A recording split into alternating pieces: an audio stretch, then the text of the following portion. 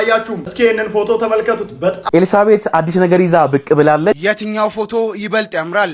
አንድ ውበት ሲለካ በኤልሳቤት ነው ልኬት። ከገጠር እስከ ዓለም አቀፍ የሞዴሊንግ መድረክ ስለ ኤልሳቤት ደስታ ይፋ የተደረገውን አዲስና ትልቅ የህይወት ምዕራፍ አልሰማችሁም? በተፈጥሮ ውበቷ በማህበራዊ ሚዲያ ተጠቃሚዎች ዘንድ ከፍተኛ ተወዳጅነትን ያተረፈችው ኤልሳቤት ደስታ አሁን ደግሞ በይፋ የፕሮፌሽናል ብራንድ ሞዴሊንግ ስራዋን ጀምራለች። የኢትዮጵያውያንን ባህልና እሴት በማንጸባረቅ በቅርቡ የማስታወቂያውና የሞዴሊንግ ዘርፉ አዳዲስ ስራዎችን ልታቀርብ ተዘጋጅታለች። ይህ አዲስ ጉዞዋ በማስተር አብነት ከበደና በቤን አድቨርታይዚንግ ታለንት ማኔጅመንት ካምፓኒ ልዩ ክትትልና አስተዳደር ይመራል። የኢትዮጵያውያንን ተፈጥሯዊ ውበት ወደ አዲስ ደረጃ የሚያሸጋግር አዳዲስ ስራዎችን ለማየት ተዘጋጁም ተብሏል። በብላያትን ኑር ጋይስ ኢንስታግራም ላይ ምንድነው እየተደረገ ያለው? ምንድነው እየታየ ያለው? የዓለም አቀፍ የሞዴሊንግ ኤጀንሲዎችን ትኩረት የሳበችው ኤልሳቤት ደስታ ኢንስታግራም ላይ አንድ ነገር ቆይ ላሳያችሁ። እስኪ ይሄንን ፎቶ ተመልከቱት። በጣም በርካቶችን ትኩረት የሳበው የበርካቶች አይን ያረፈበት ይሄ ፎቶ በዚህ ሰዓት ላይ ኢንስታግራም ላይ መነጋገሪያ ሆኗል። ሞዴል ኤልሳቤት ደስታ የመጀመሪያዎቹ ፎቶ ሹቶች እንደምትመለከቱት ተለቋል።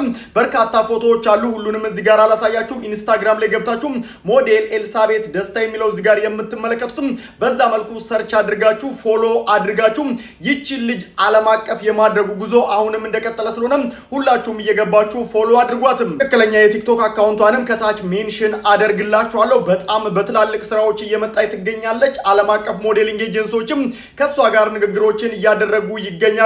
እኔም ስለዚች ታዳጊ ልጅም መረጃን የማደርሳችሁ ይሆናል። በውበቷ ዓለምን ከጥግ እስከ ጥግ ያስደመመችው ሞዴል ኤልሳቤት በይፋ ፕሮፌሽናል ብራንድ ሞዴሊንግ ስራዋን ጀምራለች። እዚች ልጅም የስኬት ጉዞ በማስተር አብነትና በብሩክ ኒውስ አማካኝነት ክትትልና አስተዳደር የሚመራም ነው።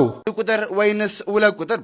ታዲያ እንግዲህ በውበቷ በርካቶችን አስደንቃ የነበረችው ሞዴል ኤልሳቤት እንግዲህ አሁን ላይ በማስተር አብነትና በብሩክ ኒውስ አማካኝነት ወደ አዲስ አበባ መጥታ የመጀመሪያ ስራዋን አንድ ብላ ጀምራለች። ታዲያ በአንድ አጋጣሚ በተነሳችው አንድ ፎቶ እንግዲህ በሶሻል ሚዲያ ላይ በከፍተኛ ሁኔታ መነጋገሪያ ሆና የነበረችው ሞዴል ኤልሳቤት በአሁኑ ሰዓት እንግዲህ ያላት ገጽታ ይሄንን ይመስላል። ታዲያ የትኛው ልናት የተሻለ ነው? አንድ ቁጥር ወይንስ ሁለት ቁጥር? እኛም እንግዲህ ከዚህ በላይ ትልቅ ቦታ ደርሳ እንድናያት ምኞታችን ነው። መልካም የስኬት ዘመን እንዲሆንላት እንመኛለን። የሰው ደስታና ስኬት የሚያስደስታችሁ ሰዎች ኑ እስኪ ወደዚህ አንድ ጊዜ። ከ2 ወር በፊት ኤልሳቤትን ከነመፈጠሯ እንኳን የሚያውቃት አንድም ሰው አልነበረም። ነገር ግን በዛች በተባረከች ቀን በወጣችሁ በዚችኛዋ ቪዲዮ ምክንያት ማለት ነው ኤልሳቤት በአሁን ሰዓት ወደ አዲስ አበባ መታ ሙሉ ለሙሉ ህይወቷን የሚቀይር አንድ ተአምር እንደተፈጠረ ነው እየተመለከትን የምንገኘው። ይህን ነገር እንዲሳካም እንግዲህ በርካታ ኢትዮጵያውያን በተለይም ደግሞ ደጋግ ልቦች ያላቸው ኢትዮጵያውያንና ቲክቶከሮች ወደ አዲስ አበባ አምጥተዋት እንግዲህ በምትመለከቱት መልኩ ቲክቶኩን እንዲሁም ደግሞ ኢንስታግራሙን እያስገረመች ትገኛለች። በርካታ ሰዎችንም እያነጋገረ ይገኛል። ፕሮፌሽናል ከሆኑ ሞዴሎች የምናያቸውን ሉኮች ነው እየተመለከትን የምንገኘው። በምትመለከቱት መልኩ እንግዲህ ፎቶዎች ተነስታ ሜካፕ ተሰርታ እንግዲህ ውበቷ እያንጸባረቀ ኢንስታግራም ላይ እየተመለከትናት እንገኛለን። ምን ተሰማችሁ? እስኪ ደስታችሁ እንዲሁም ደግሞ ፍቅራችሁን ግለጹላት። ኢንስታግራም ላይም እየሄዳችሁ ፔጇን ፎሎ አድርጉላት፣ እንዲሁም ደግሞ ሰፖርት አድርጓት። ጥሩ ጥሩ ኮሜንቶችን ጻፉላት። ያሰባችሁን ኮሜንት ላይ ግለጹልኝ። መልካም ቆይታ። በነገራችን ላይ ትንሽ ብቻ ኢንቨስት ቢደረግባቸው በቁንጅና ወደር የማይገኝላቸው ጥቁረታቸው ጥቁር ዳይመንድ የሚያስብላቸው አንገትና ቁመታቸው መለለው ኢትዮጵያዊ መልክ ያላቸው ብዙ እድል ስላላገኙ ብቻ በየቦታው ተደብቆ የሚገኙ ቤት ቁጠራቸው። ለዚህ ደግሞ ኤልሳ ምስክር ነች። ብታምኑም ባታምኑም ይቺ ኢንተርናሽናል ሞዴሎችን የምታስንቅ ቆንጆ ኤልሳ ነች። ትንሽ ብቻ ኢንቨስት ሲደረግባት ተመልከቷት። ለነገሩ ባትዋብም እሷ ተፈጥሮ ያደላላት ውብ ነች። አካውንቷን ሜንሽን አድርግላችኋለሁ። እየገባችሁ ፎቶዎቿን ተመልከቱ። ፎሎ አድርጓት። ላይክ ማድረጋችሁ እንዳትረሱ። ይመቻችሁ። የሰው ልጅ በዚህ ልክ ውብ መሆን ይችላል ወይ የሚያስብሉ ምስሎችን ሞዴል ኤልሳቤት ደስታ በኢንስታግራም ገጿ ላይ ማጋራት ጀምራለች። በርካቶችን በውበቷ የማረከችው ሞዴል ኤልሳቤት እነዚህን የመሰሉ ተፈጥሯዊ ውበቷን አጉልተው የሚያሳዩ ምስሎችን በኢንስታግራም ገጿ ላይ ማጋራት ጀምራለች። ውበት ሲለካ በኤልሳቤት ነው ለካ የተባለላት ውቢቷና አዲሷ ሞዴላችንን እዚህ ደረጃ ላይ እንድደርስ ላደረጋችሁ በሙሉ ታላቅ ክብር ይገባቸዋል። እስኪ ስማቸውን እየጻፋችሁ ምስጋናችሁን አቅርቡላቸው። የኤልሳቤጥ ደስታ ጉዞ የጽናት የክብርና እንዲሁም ደግሞ የማይደበዝዝ የኢትዮጵያ ውበት አስደናቂ ታሪክ ነው።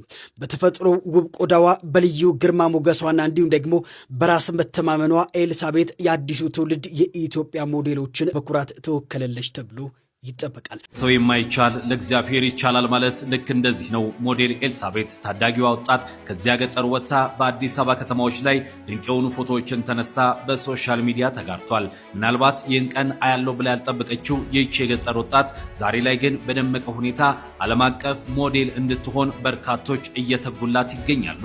የምታዩትን ምስል እነሆ ከሰሞኑን የተጋራ ሲሆን አዲስ የህይወትን ጉዞ እንደጀመረች የሚያሳብቅ ምስል ነው። ምናልባት ዛሬ ላይ በተለያየ ህይወት ጉዞ ውስጥ ያላችሁ ነገ የእናንተ ቀን ልትሆን ትችላለችና እንደ ኤልሳቤት ቀኑ ይብራላችሁ ለማለት ወዳለው ሰላማችሁ ይብዛ።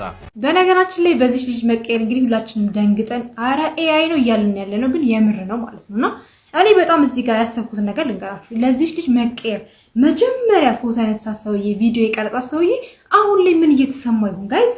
እኔ እሱ ነው በጣም በቃ ደስ ያለኝና አንዳንድ እግዚአብሔር እናንተን ተጠቅሞባችሁ ለሆነ ሰው መቀየር ስትሆኑ ይነው ምን ያክል በቃ ስሜቱ በጣም ትልቅ ነው ማለት ነውና ከዛ ውጪ ከቃሉ ፑቲ ቀጥሎ እንግዲህ ትልልቅ ቦታዎች ላይ እንደዚህ አይነት ፋሽን ኢንዱስትሪው ላይ በቃ ምናምን ዓለም እንደምታንቀጠቅጠው እርግጠኛ ነኝ።